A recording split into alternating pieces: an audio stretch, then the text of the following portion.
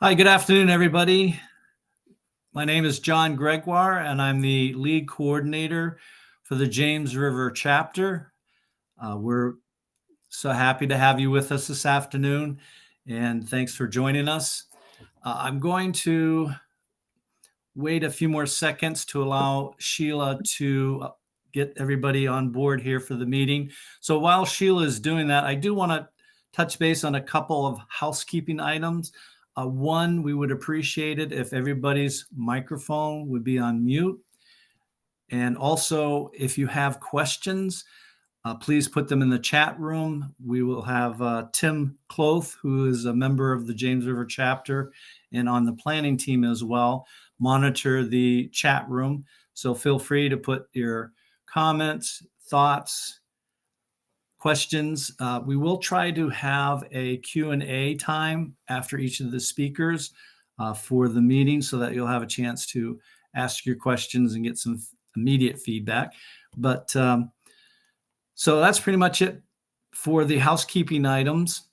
Just to let you all know that the James River chapter is focused on building the beloved community. And the beloved community's foundation is based on justice. And as the Reverend Martin Luther King said, that his words, that justice at its best is power correcting everything that stands against love. So today we're going to be talking about healing the wounded world with justice and faith. And so I'm very excited about the forum of speakers that we have for you today. And so we would like to start off with Kim Bobo.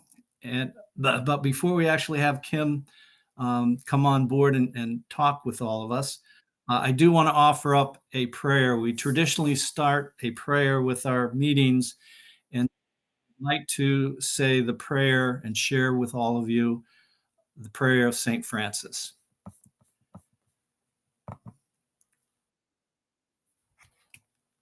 Lord, make me an instrument of your peace. Where there is hatred, let me sow love. Where there is injury, pardon. Where there is doubt, faith. Where there is despair, hope. Where there is darkness, light. And where there is sadness, joy. O divine Master, grant that I may not so much seek to be consoled as to console, to be understood as to understand, to be loved as to love. For it is in giving that we receive. It is in pardoning that we are pardoned. And it's in dying that we are born to eternal life. Amen. In case you weren't aware or heard the news, that Kim Bobo will be stepping down as our co-executive director. This will actually be Kim's last meeting with us for the James River chapter. So it's that I have that Kim will be stepping down. She will be stepping down for family and personal reasons, but we want to recognize and thank Kim for all that she's done, the legacy that she's left behind. I will let you know that on April the 3rd, there is going to be a party celebration honoring Kim. So if you haven't had a chance to get that information, I'm sure there'll be more details coming out here in the near future, and Kim can talk about that in a little bit.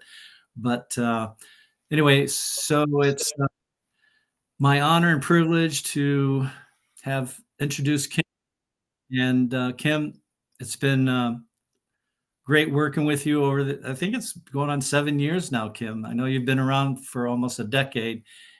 Sure that I that everyone has the same feelings that I have, with deep admiration and respect for you and everything you've accomplished and done. So with that being said, Kim, I'm going to turn it over to you. And thanks for being with us. And I know your schedule is hectic and you guys are recuperating from the legislative session and everything, but it's great having you with us. Hey, thank you, John. And again, there's so many dear friends on this call. I just have really enjoyed working with all of you in collective work together to try to make Virginia a more equitable and fair and just place. So I think my main job today was to sort of go over where we were, where we ended with the General Assembly. Sort of what are the things that we think are going to get signed by the governor, what's still kind of out there, and we got to keep working on it. And so I will go through the priority issues that we worked on. Then, if she is on, I will introduce LaKeisha, who is going to talk a little bit about some of the crazy stuff that's going on in Washington and what we feel like we're going to need to do in that space because it's clearly going to be affecting Virginia. Um, and then one of our sort of priorities is really all the faith and housing work, which Sheila's been leading, and she will talk about that. Jimmy, I see a question, a hand already. I'm sorry, Kim. My wife was asking me how many sandwiches I wanted. I just held up a finger to tell her. I apologize. That's great. Okay, let me go through our issues. So on health equity, we actually like got several really significant things through the General Assembly. First, once again, we got our training requirement around unconscious bias and cultural competency. Um, as we know, we have some leadership in our governor and at the federal level that doesn't even want to mention the word racism or diversity or equity. There's like a resistance to any of those words. And so we've done our best, and I know Catherine is continuing to work behind the scenes, trying to get the health people to say, this is fact-based, this is research-based, this is not woke, this is, trying to be in that space. Again, it's hard to know whether or not we can get the governor to sign on to this. We did get bipartisan support once again, but we had that before. So we'll see on that one. We're working on that one. We had a bill that we were working on that we call presumptive eligibility, which essentially says if you're pregnant, then we're going to, and you apply for Medicaid, that we're going to assume that you're eligible and automatically get you enrolled.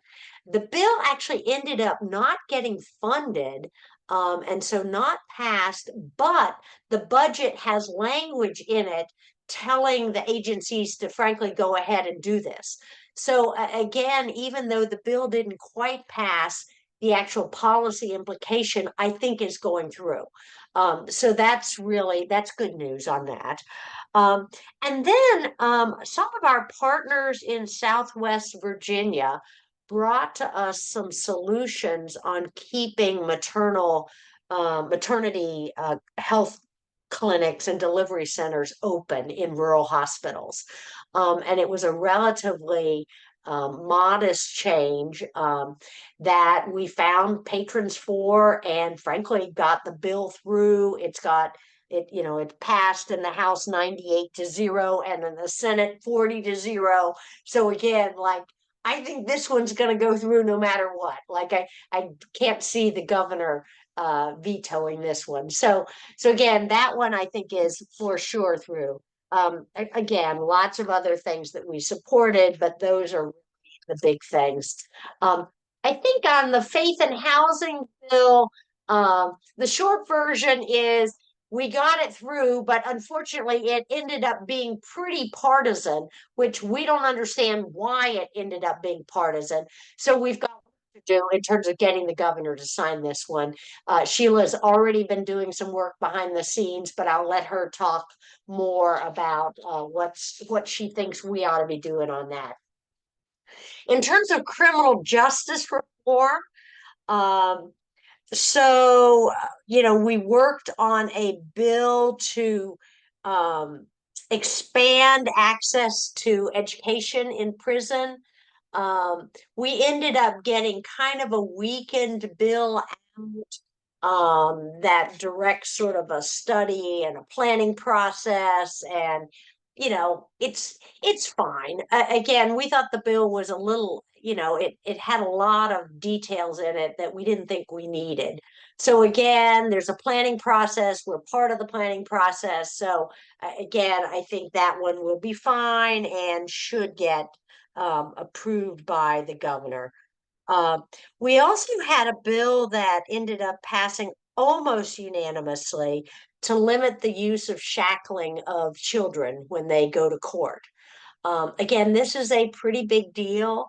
There was just a news article about sort of 25 of the really most interesting bills that got out of the session. This is one of them. So again, I think the governor will sign this one. So again, really good. We did work on the automatic restoration of voting rights. Again, we're not the lead on this. We're just sort of one of many organizations. It did get through on a partisan votes. This is one that doesn't need the governor. It has to be voted on in identical fashion next year. So this is first phase in a three-part program. So it got voted on, has to be voted on identically the next year, and then it has to be put on the ballot, and we all get to vote on it because it's a constitutional amendment. So again, phase one got through. We've still got phase two and phase three. Then in terms of supports for working families, we did get finally a really good paid sick day bill through the House and through the Senate. So it is going to the governor. Frankly, I will be shocked if the governor doesn't veto this one. This is the only way that any states have found to do a paid sick day bill is to essentially put a mandate, a requirement on employers that they provide paid sick days. And despite every state in the nation, employers saying the sky's going to fall, we're all going to close if we have to offer a few paid sick days, none of them have.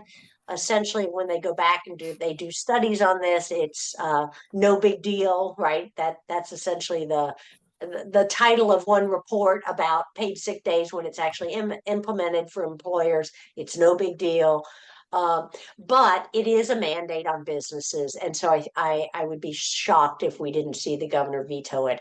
But we decided we really wanted to work on it because we think this is an issue that ought to be considered in the gubernatorial race.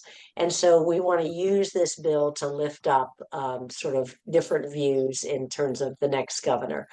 I think we'll see the same thing happen on minimum wage. The minimum wage bill did get through. It again will likely be killed by the governor.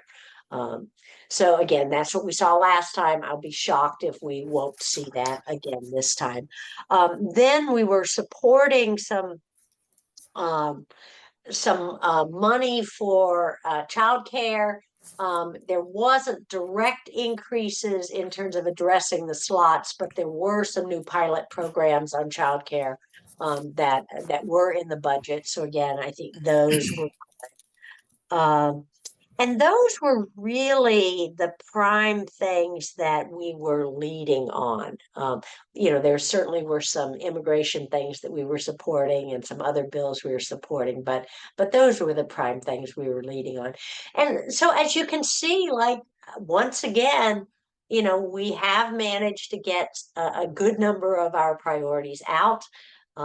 Some we think will be signed by the governor, others we are working to get the governor to sign, and then a couple we think the governor will likely veto. But that's kind of the overview of this General Assembly so far. Now they are due back in April 2nd, I think, for their reconvene day. So, and the end of March, we'll have all the decisions from the governor, March 24, I think. So, okay, let me stop and see if there are questions. There we Unmuted. go. I had a hard time getting it unmuted. Sorry. No problem. Yeah, so my question was, so we've got this list of bills that we would like to urge the governor to sign. So which is a more effective strategy, to send a separate email on each bill, or just to send one email that kind of lists the bills and maybe even explains why we want him to sign them? Is separate ones is better. And Sheila's going to talk in a minute about, for us, it's always like, okay, we can't work equally on all of these things. And so what's the approach that we're going to do on several of these, right? And so I think for us, I think the most public one we're going to work on is the faith and housing, because that one, it ended up being a partisan vote, but we don't think it should have been. And so it's one where we think we can push the governor, get the governor to vote on it. So our most public work is going to be on that one. We're doing behind the scenes work on the healthcare training stuff. Again, trying to work that. Again, I think on page 6, I'm not sure there's much we could do to get the governor to sign this, or on minimum wage. I mean, we gave it a full court effort last year in terms of 400 clergy signing a letter to the governor on minimum wage. We got front page headlines all over the state, and he still vetoed the bill. So I think on both of those, it's going to be tough. I have actually been kind of writing a paid sick day op-ed in my head. And I probably will end up writing something and submitting it more because I want to frame the arguments for going forward, versus that I really think the governor's going to change his mind on this one.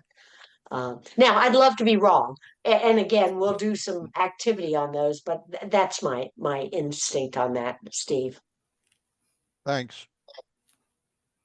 All righty, I'm going to, before you hear from Sheila about the housing stuff, I'm going to turn things over to currently my co-director, but soon to be Virginia Interfaith Soul Executive Director as of April 1, Reverend Dr. LaKeisha Cook. If you have not met her, you are in for a treat. She's really lovely. And I really have been, for the last few years, the executive committee of the board kept saying, Kim, we're really worried about your leaving. Kim, we need to find a succession plan. Kim, you need to be finding somebody. You need to help us, right? Don't just abandon us.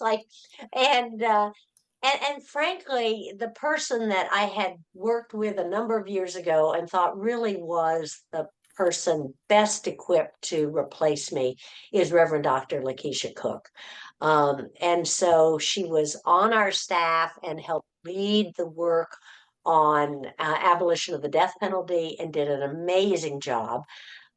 She then left staff, but I got her back on the board, and she served on the board for the last few years.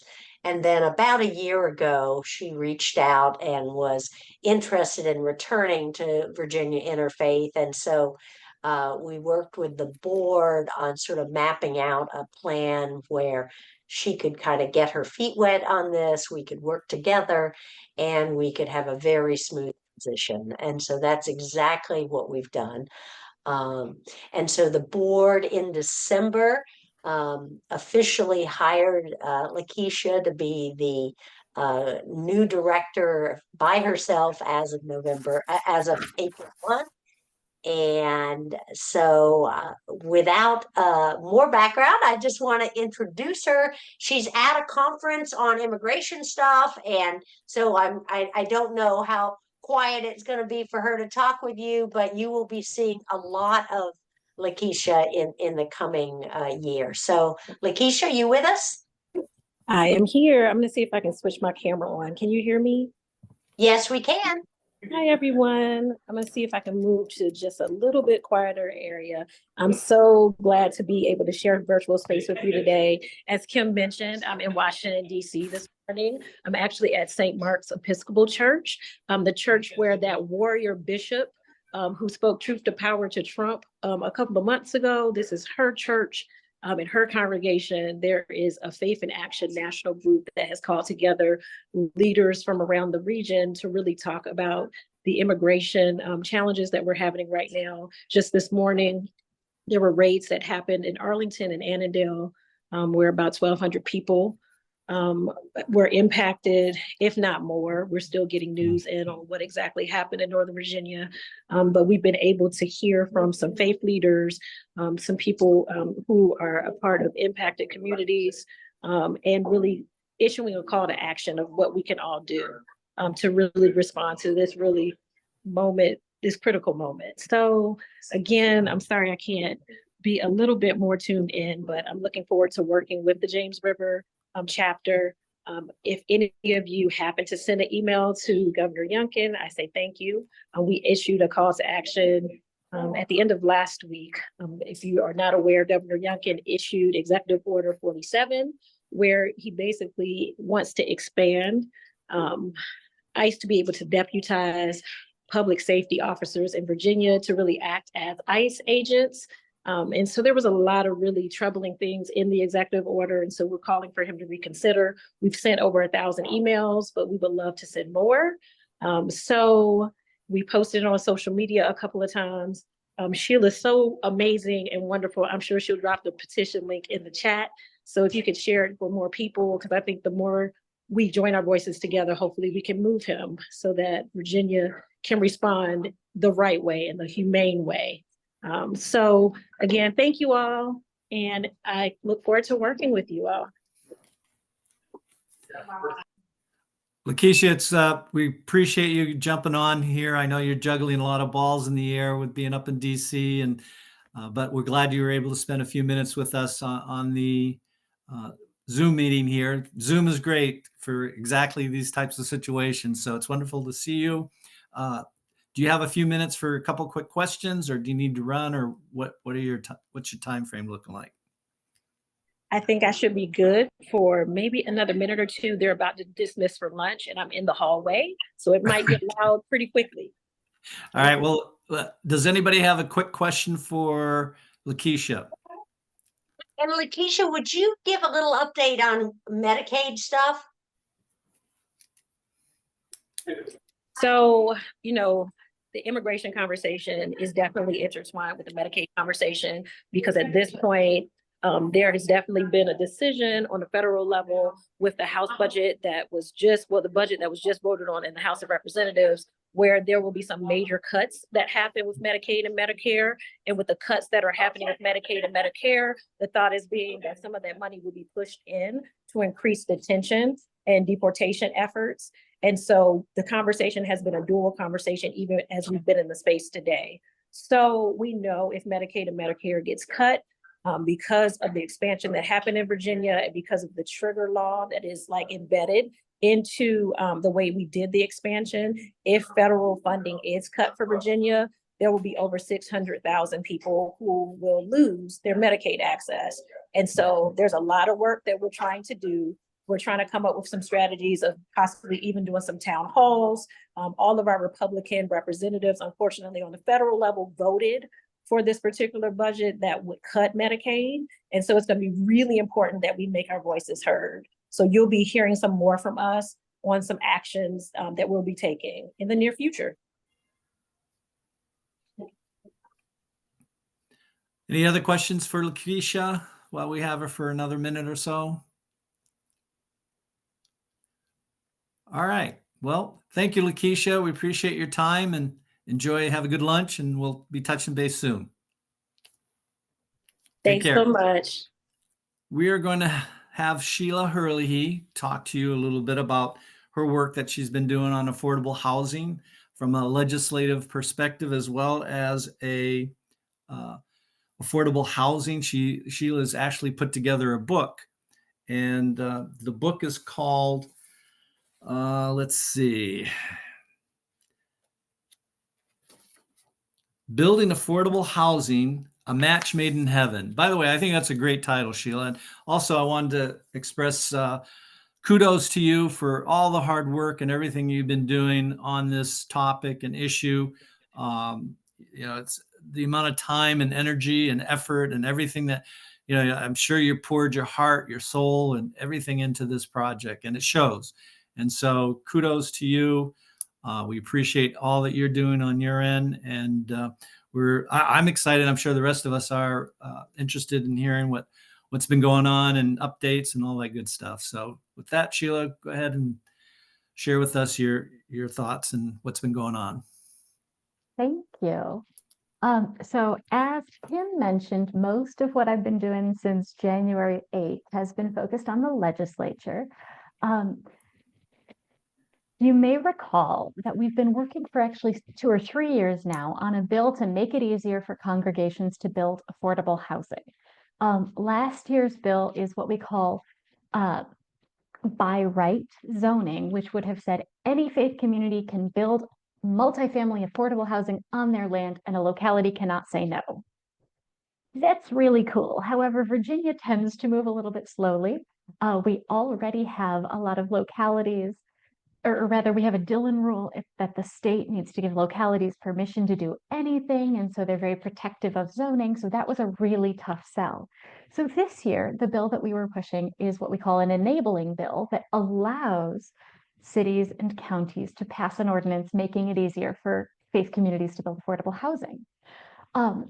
As Kim mentioned, there was some back and forth. We had a lot of bipartisan support, and then come a floor vote, we had very weak bipartisan support. I think 3 or 4 Republicans voted for it on the floor, which is better than nothing, but not what we were hoping for. So have been in conversations with some folks who are related to the administration, and also certainly by Wednesday's weekly roundup, but you might see something from me before then, inviting clergy to do a sign-on letter to the governor saying, look, Governor Youngkin, this bill is good not only for the Commonwealth of Virginia, not only for our affordable housing priorities, but also for our congregations. Like, this is an important way for us to live our faith. So please sign it. So all of that's happening. Keep an eye out, and likely we'll be, doing an op-ed either from myself or from a clergy person who's been through the process of rezoning that it took to build affordable housing. So all of this is around the legislative priority. Now, we also know that the bill doesn't magically make housing more viable, or rather, it doesn't make housing get magically constructed. So as you may recall, last year in October, we did 3 workshops for congregations interested in building affordable housing, one in Virginia Beach, one on the outskirts of Richmond, and one up in Northern Virginia. This year, we're hoping to do at least 3 more, and very likely one of them will be in Newport News, which is even closer to y'all than Virginia Beach. Likely Petersburg, perhaps Fredericksburg. We've got interest from all over the Commonwealth, right? Because this is an issue that a lot of congregations are seeing as important as attendance goes down, and faith communities have so much land that might not be utilized the way they want to for a mission focus. So I am happy to talk more about that. Those are not on the calendar yet, but they'll likely be coming this summer. And we have a ton of resources, and I'm going to throw that page into the chat, including, as John mentioned, my book, Virginia Congregations Building Affordable Housing, A Match Made in Heaven. Kudos to Kim, by the way, and our friend Nina, Jan, and Paul for coming up with the Match Made in Heaven line. It was definitely inspired. And yeah, I mean, this tells the story. About 14 congregations around Virginia have gone through this process, and 2 things they all agree on are, 1, it's way more complicated than they would have expected it to be in terms of time, in terms of money, in terms of red tape, and 2, it was something they felt was essential to their mission. So those are the building blocks that we want to address as we move forward. And the book tells the story of some congregations who've built it, some who are still very much in the weeds, and 1 or 2 who actually ended up not being able to build affordable housing because there were just too many roadblocks. I see a question in the chat. I don't mean to cut you off, Tim. I know you're supposed to be monitoring the chat, but I've got it open as well. As I said in the chat, what are some of the major objections to building on faith property? Yeah. So the major objections are honestly the same the objections are the same on faith property as they are on any property. You sometimes hear the term of NIMBY, not in my backyard, that folks don't want affordable housing built near them because those people are gonna come in and bring drugs and, you know, defile, I don't know, the beautiful oak trees we have or some nonsense. In my opinion, it's nonsense. There's actually studies that say that property values do not go down when you build affordable housing nearby. They might even go up briefly. Crime does not increase. So there's a lot of interesting data there. The three big roadblocks are, of course, that NIMBY attitude from neighbors, from the city or county as a whole, and from sometimes even members of the congregation. And the other two roadblocks are faith communities, quite honestly, just don't have experience in this. If you're a developer, you do 4 of these projects a year. If you are a congregation, you might do 1 of these projects in a century. So you need a little bit of support if you want to really live your mission in this way. And then third, it's just a long, arduous process that requires a lot of money to get through. You know, even for the faith communities that have had land use lawyers donate their time, or architects contribute half of the cost as a goodwill offering, it's still pricey and it still takes time.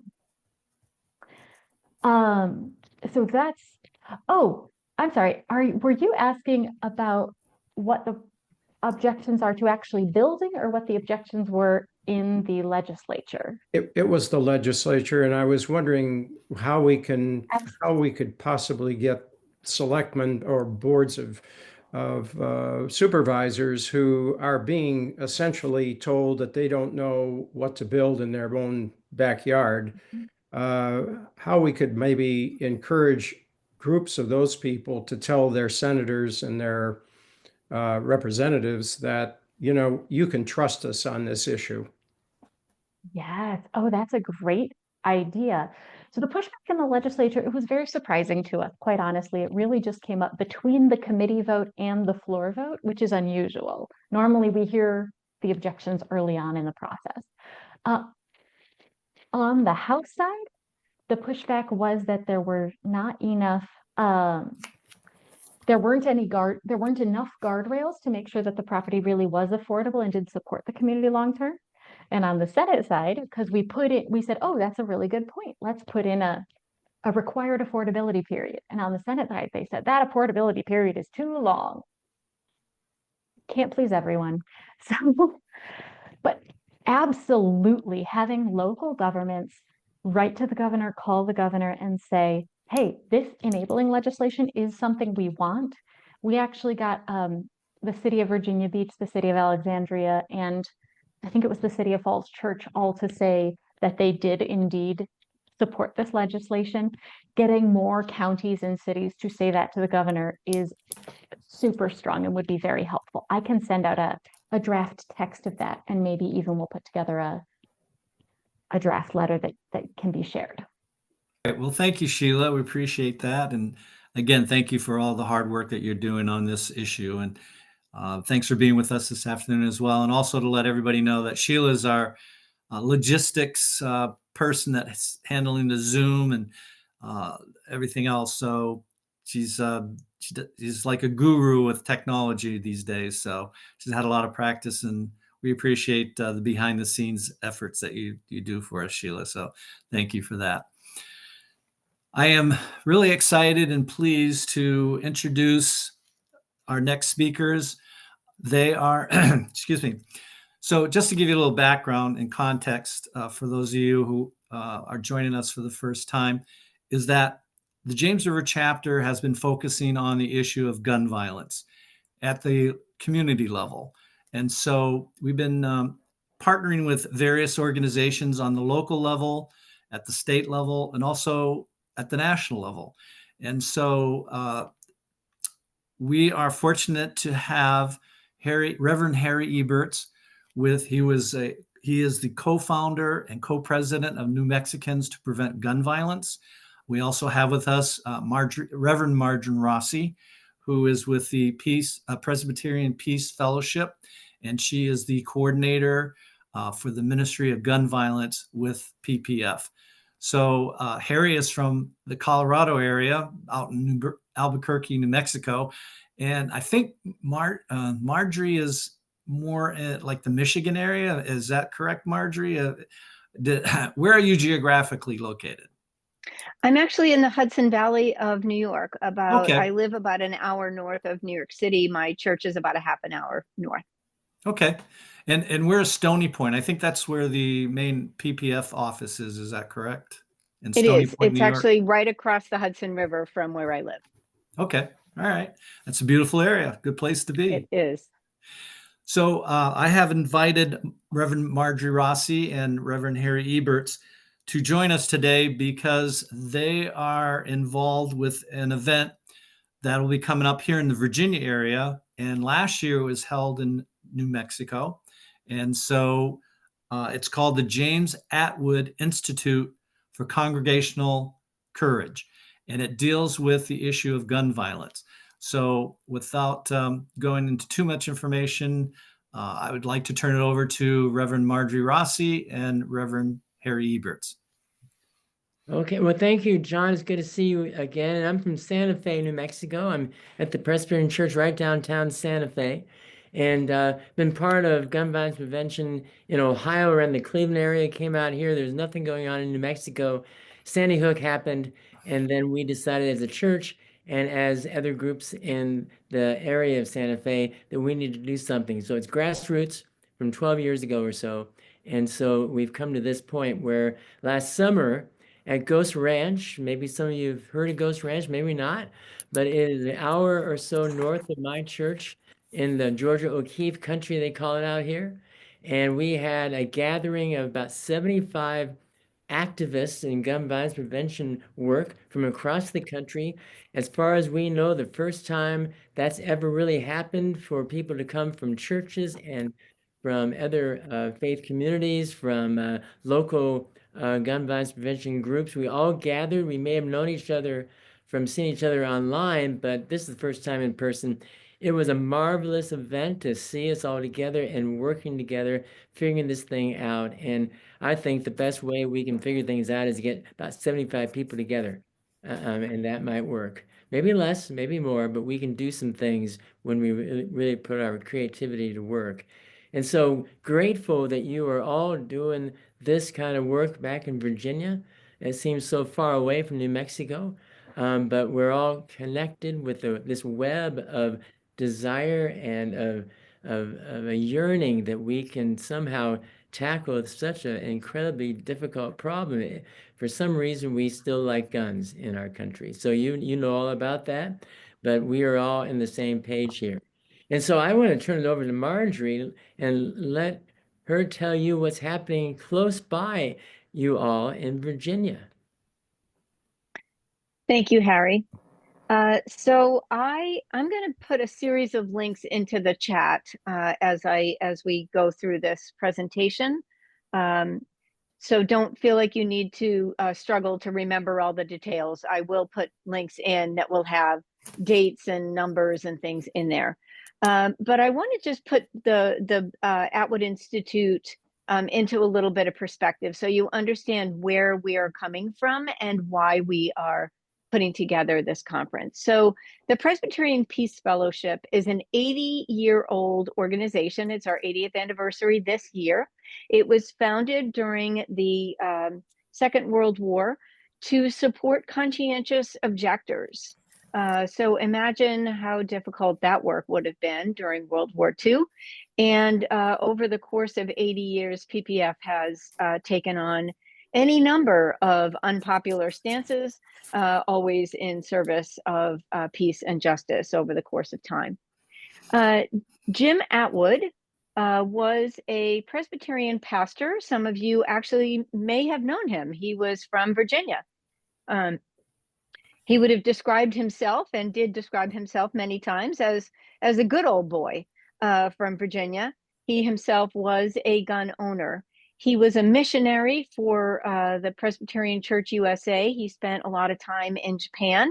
And when he went to Japan, he learned that not everyone in the world had the same perspective on guns that we do here. And that the country of Japan was much stricter in what they allowed for gun ownership and gun use than Americans did. And when he came back to the United States, there was a shooting of one of his congregants in the 1970s or so, and it really, sort of rocked his world. And he then spent the next 50 years of his life working toward gun violence prevention. He himself was an avid hunter, but he really understood the distinction between what it means to own a gun for hunting and what it means to do violence with firearms. And he worked very, very hard to engage the church in doing gun violence prevention. Over the course of his lifetime, he wrote 3 books about gun violence prevention. He worked really hard with various organizations to try to engage the church, and to his great disappointment, the church did not engage a lot of gun violence prevention work. I met Jim in about 2011 when my congregation, at the time I was pastoring in Stony Point, John, and my congregation took on some gun violence prevention study, and I met Jim at that point. And he and I, basically, he was a fabulous mentor, and what he saw in me was that I wasn't necessarily going to be the one to be researching and writing the books. I was going to be the one to do the more activist stuff. And so we got together and started teaming up. And in 2015, I stepped into leadership as a volunteer of the gun violence prevention work in the Presbyterian Peace Fellowship. And we really got down to business with putting together resources and setting up a network across the country of activists and people who we could call upon when we needed to get people up and going. And we've been doing that work ever since. And what we realized is that we needed to find a way to get folks together, because like yourselves in Virginia, you're working on issues that are relevant to Virginia. Harry's out in New Mexico working on issues relevant to New Mexico, but there's overlap for all of us. And sometimes the work that we're doing, we need to support one another. I was really impressed listening to the various activities your organization is involved in Virginia. And, I'm dealing with a lot of it in New York as well. So we need to find one another. This is difficult work, and we need to support one another. So Jim had passed away in 2020 from COVID, and we were looking for a way to honor him. And so we conceived of this idea of bringing folks together to get people of faith together and have a conference and really teach folks, get folks together. What are we doing? How are we doing it? How can we support one another across the country? So we named it for Jim. And since Jim always called on us to find our courage, we named it the James Atwood Institute for Congregational Courage. And our goal was to offer pastoral, prophetic, and practical ways of doing gun violence prevention work together. So that's what we did last year in Ghost Ranch. And we will be meeting this year at Massanetta Springs Conference Center in Harrisonburg, Virginia, right near all of you. The costs are quite modest. It's a $300 cost for commuters if you're local enough that you can go back and forth and stay in your own home. It's $475 for double occupancy, or $540 if you want a single occupancy room. That's pretty cheap to come and learn from some of the country's preeminent folks who are doing this work. Currently, our keynote speaker will be Sharon Risher, who is a pastor in North Carolina. You would know her as the daughter of one of the folks who was shot at the Mother Emanuel shooting in 2015. And Sharon has helped found the Everytown Speakers Bureau. She has been fantastic in getting finding her own way in that and teaching others to do the same. And she's going to come and talk about the 10 years of the process that she has been through to come to a place of forgiveness and activism after her own tragedy. We have the Reverend Jimmy Hawkins, who is, he runs the Office of Public Witness and speaks to legislators on behalf of the Presbyterian Church USA. He will be our closing preacher on Saturday morning.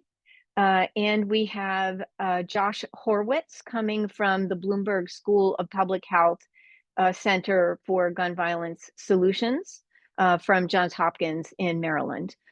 So those are probably our three biggest name speakers that will be joining us. And we've got a lot of people who are local activists doing fantastic work on state level activism and advocacy, and folks working in their congregations and really who know what to do and how to do this work and how to engage some, people of faith and local congregants in doing gun violence prevention.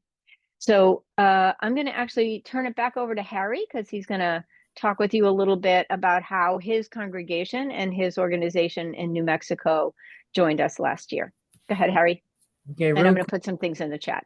Sure, real quickly, we were close to the Ghost Ranch, so we supported it.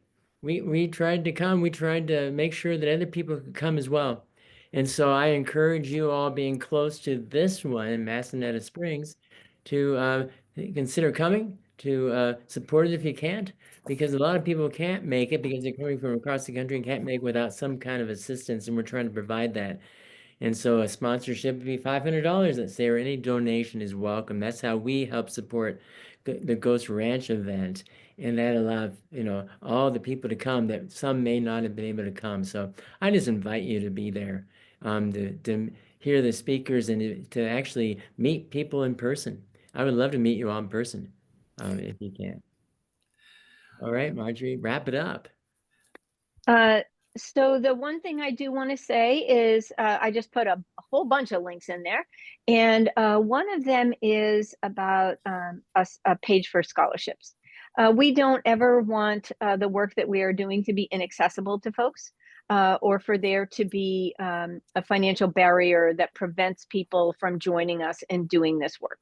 So we do have scholarships available for those who would need help.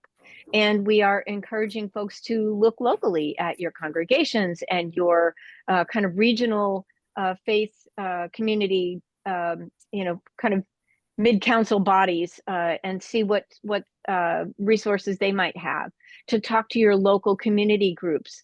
I don't know if your organization itself would sponsor some folks, but what we're looking to do is get teams of people from a particular area, because it's far easier when you're doing this work in community. That is the truth for pretty much all of the work that you all are doing. It is particularly true for the work that we do with gun violence prevention. It requires a lot of courage. It requires a lot of perseverance in this work.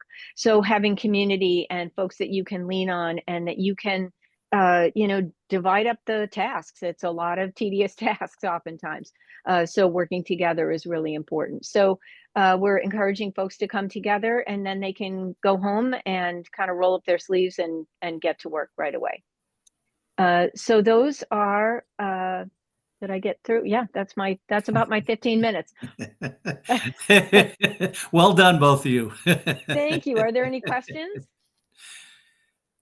I do have a question that I would like to ask. So who would be the point person for example, if our chapter, the James River chapter, because I'm envisioning doing some legwork here on the ground and talking with local communities and churches and that type of thing. So would it be you, Marjorie, that we would contact? Or are you the point person for this, or Harry? Yes. Or how would you guide us into what the best way to do this or contact? So I just put my my email address in the chat underneath the series of links that I've already given you.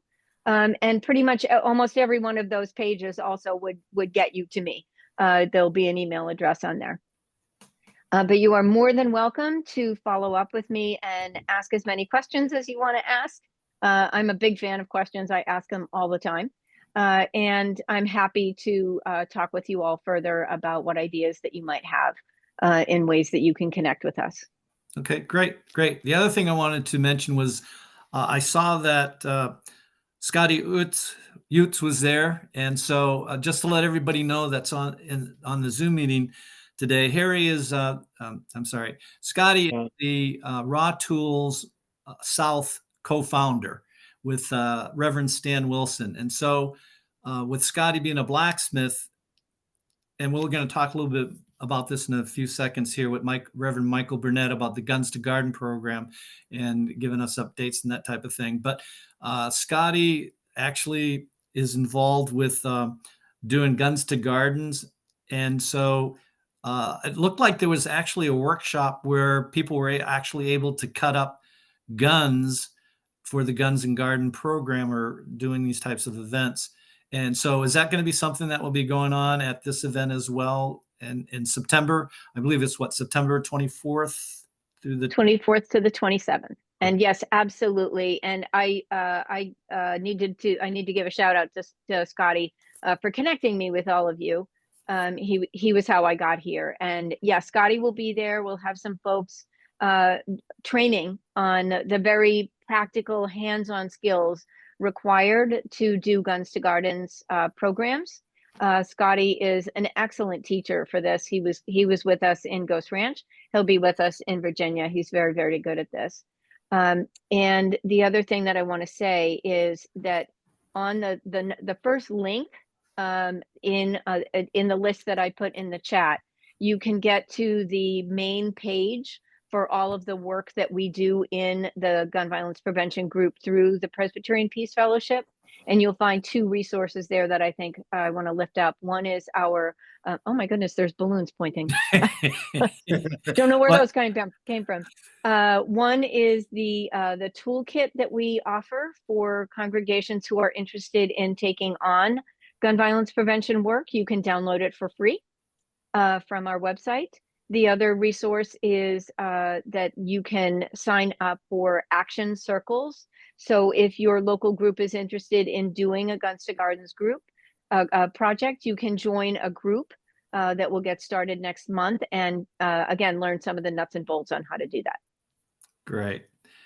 Well, I know that's a lot of information to digest, but we'll get through it, and we appreciate you being here with us. And Harry, it's always great to see you. And Marjorie, it's great to meet you.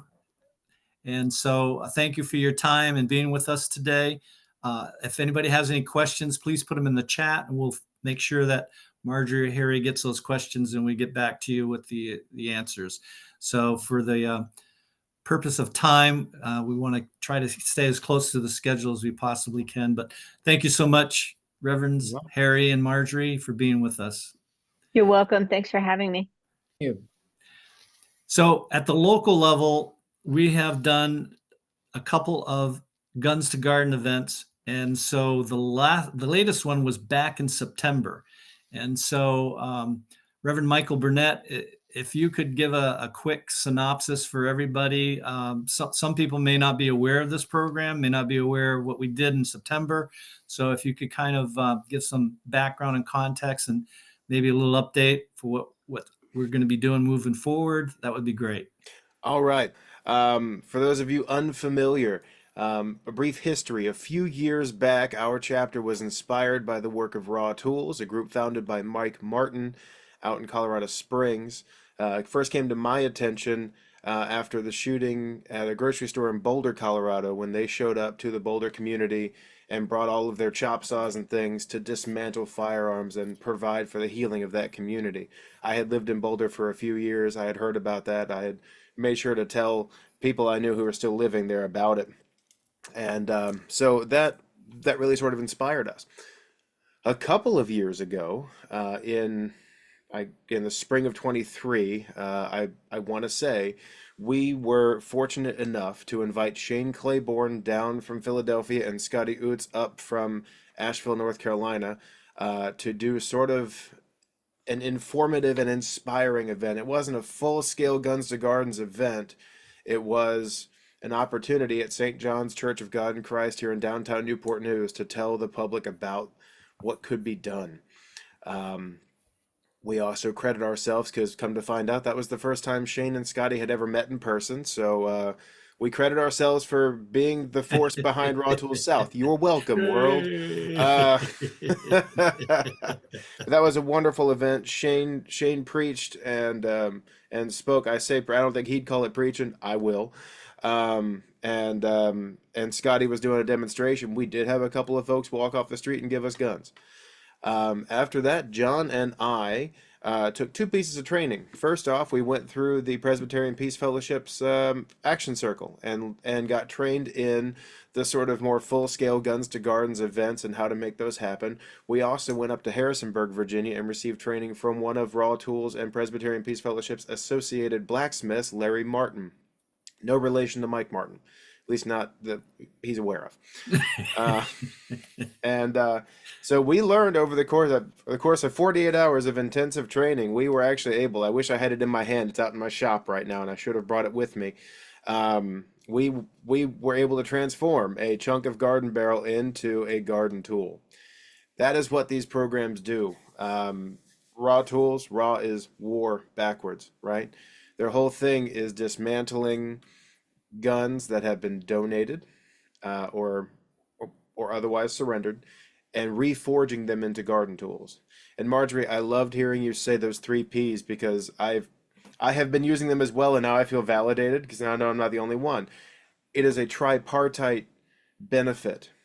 The practical benefit is that there are fewer guns on our streets. There are fewer guns in our homes. So much of gun violence statistics, we think of gun violence as people shooting other people. So much of gun violence is suicides. And when folks are in that dark moment and they do not have a firearm within arm's reach, it can save a life. So that is one of the many ways that this is a practical benefit. The pastoral benefit, while we are walking with people and dismantling their firearms that they've brought, they have the opportunity to tell us their stories. And we have the opportunity to listen and provide that healing as we learn why some folks do have a firearm that was returned to them by law enforcement after a loved one has taken their own life with it. And that haunted thing is just in their house. And so it is almost an exorcism in that moment that we can not only destroy this thing, but that it can be transformed into something that's going to feed somebody else. And there's the prophetic piece, the transformation, the redemption. You know, Shane likes to hold one of his tools up and say, this is what a gun looks like when it's gotten born again, right? The idea that life can come from death, the resurrection piece is huge. Not only that, but we proclaim to the community through this act that violence is not the end-all be-all. It's not the final answer. We're not inexorably trapped in this cycle of violence as the world wants so often to convince us we are, that there is a way to break that cycle, right? So this program is a wonderful thing these folks have envisioned, and we've had the opportunity now to do one full-scale event. Back in September, we were invited by Kingdom United Fellowship as part of a fall community event to set up, and we brought the chop saws, which had been purchased through a grant that I applied for through my denomination, and my congregation owns and can bring the tools. And we were supposed to have Scotty come up. Well, that was the weekend of Hurricane Helene, and Scotty is down in Asheville. There was no coming up for him. So that was my trial by fire, quite literally, that I got to take my little blacksmith setup that I had just put together and cobbled together and could barely use, and all of a sudden do a public demonstration with it. And it was great. We had the mayor of Hampton, we had the vice mayor of Hampton, we had all sorts of folks come up to the anvil and hammer to hot metal and participate in the transformation of these things. And it was a wonderful and cathartic thing. And we got to demonstrate to the community that this is possible, and possible without the need for government intervention. That this is something that can be done at the grassroots level. And that's huge. So we're hoping to do another event in May. That date is not firm, but we are hoping to do another event sometime soon-ish. We are looking for a host congregation. We'll also be speaking more about this. I have applied for and been accepted as a speaker for the 4th annual Hampton Roads Social Justice Conference, April 15th and 16th at Christopher Newport University. And I will be giving a presentation on this program in that place at that time. If you're interested, I don't have a link readily available, but you can feel free to Google it. You'll find it.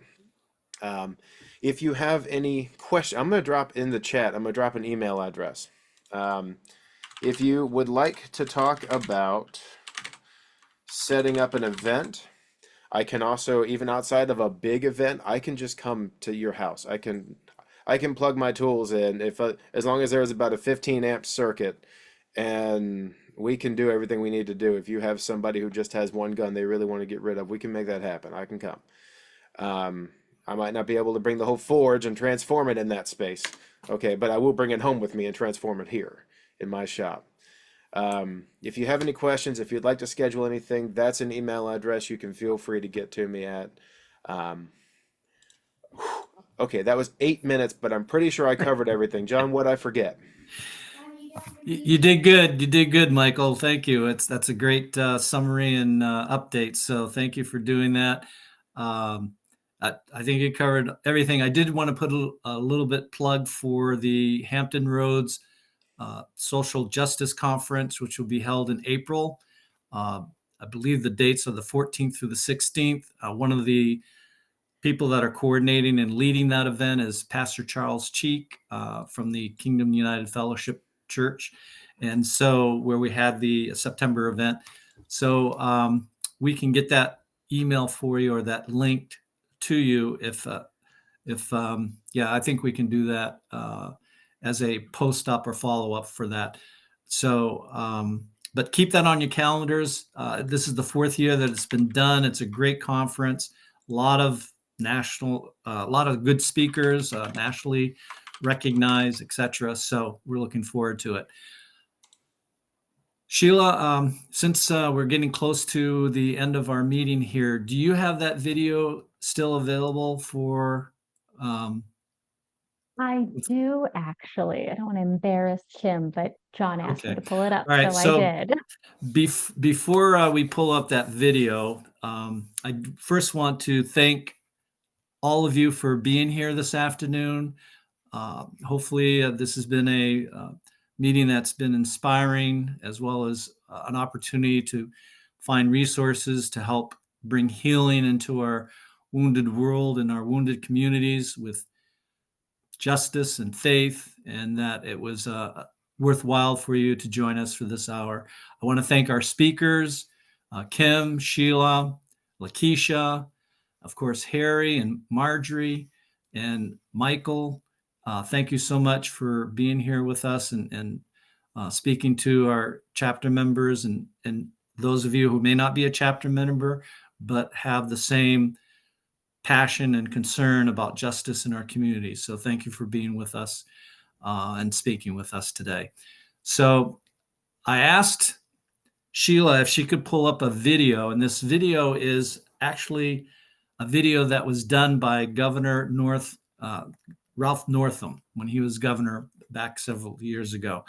And the video is in recognition of Kim, and Governor Northam did a wonderful job in capturing the work that Kim has done for the interfaith and what it's meant to the state of Virginia, and also to Governor Northam and the legislative body as well. So I thought it'd be a nice touch to end our meeting, since this will be Kim's kind of farewell tour with the James River chapter meetings. I'm sure Kim will make herself available in the future if she's available and can join us. But I thought it would be a nice touch to have the send-off for Kim. And then we'll have Reverend Michael Burnett do the benediction for us, and then we will officially have a close to the meeting. So, hello, I'm Governor Ralph Northam, and I am so glad to join you today in recognizing the leaders of the Virginia Interfaith Center for Public Policy, particularly your Executive Director, Kim Bobo. A distinguished interfaith justice advocate in our Commonwealth, Kim literally wrote the book on faith-based organizing. When she joined the Virginia Interfaith Center, she mobilized a historic faith advocacy campaign that played a pivotal role in our efforts to pass Medicaid expansion in 2018. From mobilizing congregations and faith groups to write, call, and email their legislators to providing a steady presence at hearings, debates, and rallies, the Virginia Interfaith Center was with us every step of the way. Kim has also been on the front lines of the fight to better protect working Virginians against wage theft, including reforms that remove the farm worker exemption from the minimum wage and require employers to provide a pay stub to workers explaining how they are paid. In our most recent General Assembly session, Kim's leadership and VICPP's advocacy to abolish the death penalty helped make Virginia the first Southern state to pass legislation ending capital punishment, a remarkable achievement that has become a beacon for other states to stop this inhumane practice. And together with Virginia Interfaith Power and Light, Kim has successfully worked to ensure that environmental justice is the policy of our Commonwealth. Her expertise and diverse skills have also led VICPP to unprecedented growth during her tenure. The increasing number of effective working chapters across the Commonwealth has enhanced the grassroots base for a broad interfaith community. With a staff that is second to none, VICPP is an organization that continues to advance a broad vision of justice, working closely with groups like the Commonwealth Institute and the Virginia Poverty Law Center to lift up marginalized voices in ways that make Virginia stronger, fairer, and more equitable. From paid sick days to maternal health for immigrant women, water as a human right, and comprehensive workplace safety standards in response to the pandemic, our team has had the honor of working with VICPP on many important issues, and we are grateful for your continued partnership. So Kim, on behalf of the people of Virginia, I want to thank you and express our deepest appreciation for everything you have done and will do to make our Commonwealth a beloved community. Your passion for justice, your integrity, and your deep faith is a blessing to all of us. Thank you. Amen.